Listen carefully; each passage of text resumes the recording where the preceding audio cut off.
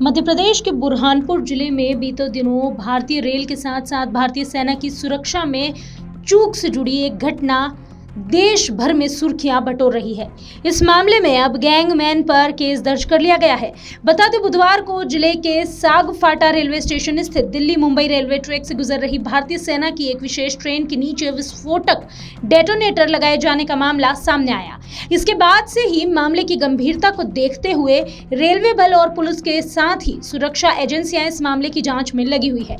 इस मामले में आरपीएफ के सागफाटा रेलवे स्टेशन पर गैंगमैन का काम करने वाले कर्मचारी को हिरासत में लेकर उस पर यात्रियों की सुरक्षा को खतरे में डालने सहित रेलवे की संपत्ति चोरी से जुड़ा मुकदमा दर्ज किया गया। इस पूरे मामले में सोमवार को बुरहानपुर पहुंचे मध्य प्रदेश सरकार के मंत्री विश्वास सारंग ने इसे संवेदनशील मुद्दा बताया और जांच रिपोर्ट आने के बाद ही कुछ कह पाने और कांग्रेस सहित विपक्ष का इसको लेकर राजनीतिक रोटियां सेकने की बात कही। उधर खंडवा सांसद ज्ञानेश्वर पाटिल ने भी फिलहाल इसे आतंकवादी घटना मानने से इनकार कर दिया और जांच रिपोर्ट आने का इंतजार करने की बात कही। रविवार देर शाम इस मामले में रेलवे ने बयान जारी कर बताया था कि घटना में इस्तेमाल डेटोनेटर रेलवे के थे, लेकिन उनका इस्तेमाल क्यों और किसके द्वारा किया गया, अभी इसकी जांच की जा रही है।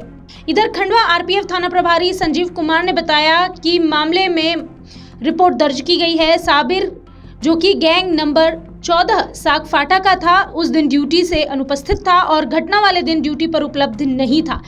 यह रेल संपत्ति की चोरी का मामला है और इसमें आरोपी ने रेल संपत्ति की चोरी की है। इस मामले में वह सामग्री जो उस समय जिम्मेदार था उसके पास होनी चाहिए थी, जिसको वह लीगल इस्तेमाल के लिए दी गई हो।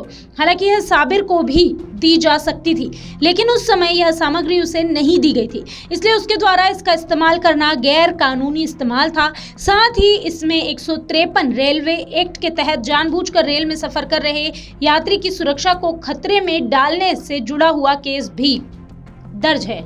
इधर खंडवा सांसद ज्ञानेश्वर पाटिल ने इस मामले को लेकर कहा कि उनकी रेलवे के अधिकारियों और भुसावल मंडल की डीआरएम मैडम से बात हुई है। इसमें जो डेटोनेटर की बात हो रही है वो रेलवे की जो गैंग चलती है उनके पास इसकी व्यवस्था रहती है, लेकिन उन्हें अधिकारियों ने बताया है कि जो डेटोनेटर थे वह अनुपयोगी थे।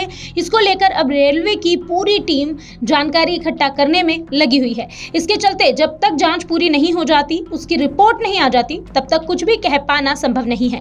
तो रिपोर्ट आने तक हम सब इंतजार कर रहे हैं, हमें इंतजार करना चाहिए और इसे एकदम से आतंकवादी घटना कहना या इस तरह की कोई बड़ी घटना कहना ठीक नहीं होगा।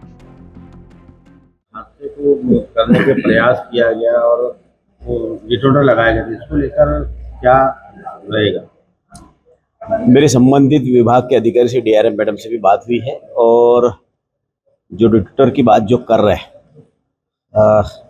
जो गैंग चलती है वो गैंग के पास में वो व्यवस्थाएं रहती है, लेकिन मुझे जो बताया गया है कि वो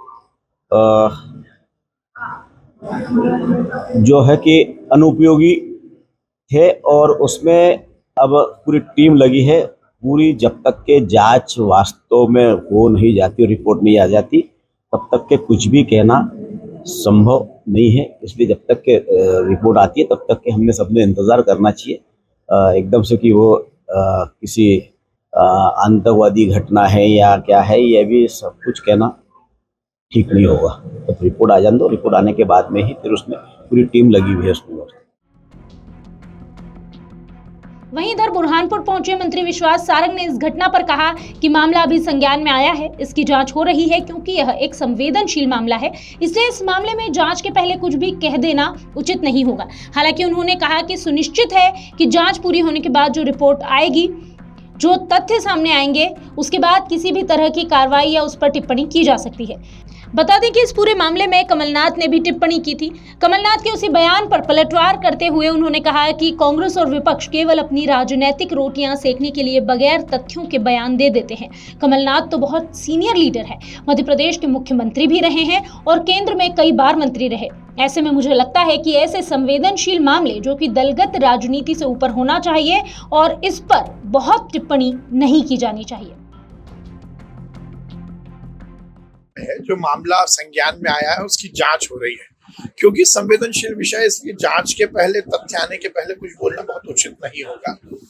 ये सुनिश्चित है कि पूरी जांच रिपोर्ट जो आएगी और उसके बाद जांच में जो तथ्य आएंगे उसी के बाद कार्रवाई या उस पर कोई टिप्पणी की जा सकती है। कमलनाथ जी ने भी सुरक्षा को लेकर सवाल उठाए। देखिए, मुझे लगता है कि कांग्रेस और विपक्ष ये केवल अपनी राजनीतिक रोटी सेकने के लिए बिना तथ्यों के बयान देते हैं।